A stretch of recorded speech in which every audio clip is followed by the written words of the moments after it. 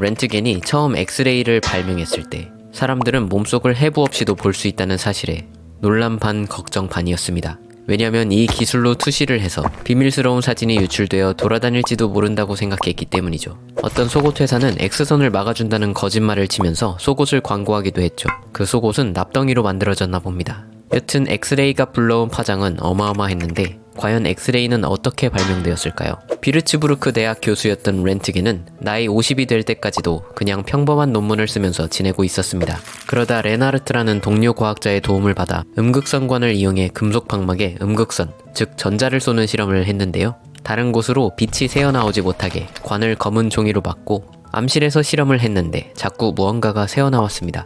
음극선에 닿으면 반응하는 스크린에 이상한 무늬도 생겼죠. 그런데 그건 수미터나 떨어져 있었던 것이었는데 음극선은 고작 몇 센치밖에 이동을 못한다고 알고 있었기에 아무래도 음극선이랑은 다른 종류의 빛인 것 같았죠.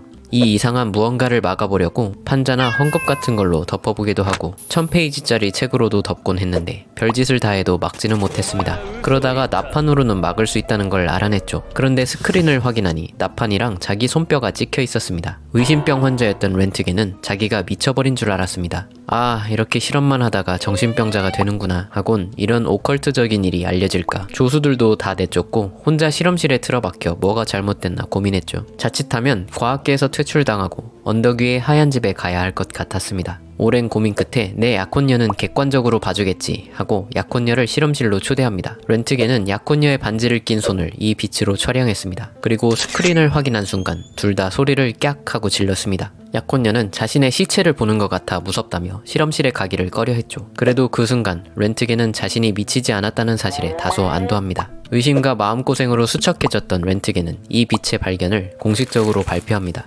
사실 렌트겐 이전에도 엑스레이를 발견할 가능성은 아주 많았습니다. 왜냐면 렌트겐이 갖고 놀던 장비도 사실 레나르트가 고안한 일종의 전자 머신건이었기 때문이죠. 이걸 렌트겐이 레나르트에게 물어봐서 그대로 따라해본 겁니다. 이 머신건에서 발사된 전자가 끝에 있는 금속막에 부딪히면서 특정 파장의 전자기파를 발생시켰던 것입니다. 그런데 이전에 실험하던 사람들은 그걸 몰랐으니 렌트겐과 다르게 옆에 있는 스크린에 좀 이상이 생겨도 실험이 잘못됐나 보다 생각만 하고 실험 장치를 만든 사람에게 불평을 하기도 했다고 합니다. 여튼 여기서 발생한 전자기파란 사실 빛입니다. 근데 이제 파워를 좀 곁들인 우리가 보는 색깔이든 라디오파든 자외선이든 다 똑같은 빛입니다. 차이점은 얘네들이 궁뎅이를 얼마나 빨리 흔드냐입니다. 궁뎅스를 빨리 흔들수록 힘이 세지고 관통력도 좋아지죠. 우리가 보는 무지개색에서 보라색이 가장 궁뎅이 속도가 빠른데요. 여기서 더 넘어갈 수가 있습니다. 그렇게 되면 우리 눈이 볼 순 없지만요. 그것이 자외선이고 더 가면 엑스레이가 됩니다. 엑스레이는 궁뎅이 흔드는 게 차원이 다릅니다. 짱구보다 더 빠르죠. 그래서 이 궁뎅이 빠른 녀석을 쏘면 우리 몸을 관통해 날아가 흰색이었던 건판을 까맣게 물들입니다. 그런데 엑스레이는 강약약강입니다.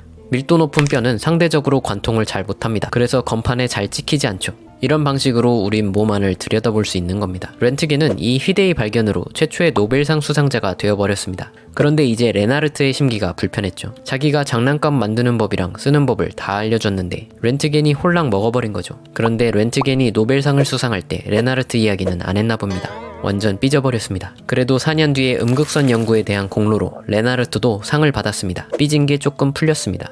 엑스레이는 발견되자마자 아주 실용성이 높았습니다. 독일 재벌이 렌트겐에게 이 발명품의 특허권 좀 달라고 했죠. 렌트겐은 여기서 명대사를 날립니다. 렌트겐은 이걸 대중에게 그냥 풀어버렸습니다. 그런데 그 이후 렌트겐은 경제적으로 별로 좋진 않았습니다. 결국 갖은 고생을 하다가 1923년에 세상을 떴습니다. 그때 레나르트는 뭘 하고 있었을까요? 1차 세계대전이 터지면서 독일에서 과학 민족주의 운동이 발생하기 시작합니다. 도대체 과학의 국적이 있었나 싶습니다. 여튼 2차 대전 이후 레나르트는 위대한 독일인의 아리아 물리학을 주장하면서 아인슈타인 등 유대인 과학자를 무시하면서 점점 대립이 심화됩니다. 노벨상 아저씨가 나치 아저씨가 돼버린 겁니다. 레나르트는 대학교에서 유대인 교수에게 텃세를 부리고 방해하면서 내쫓았습니다. 그 유대인 과학자들이 나가서 만든 게 바로 원자폭탄입니다. 물론 아인슈타인 같은 유대인 과학자들이 승승장구했다는 건 두말하면 쌉소리죠. 독일 물리학이 레나르트 때문에 퇴보했다는 평도 있습니다. 결국 레나르트는 세계 2차 대전이 끝나고 학계에서 밴을 당합니다.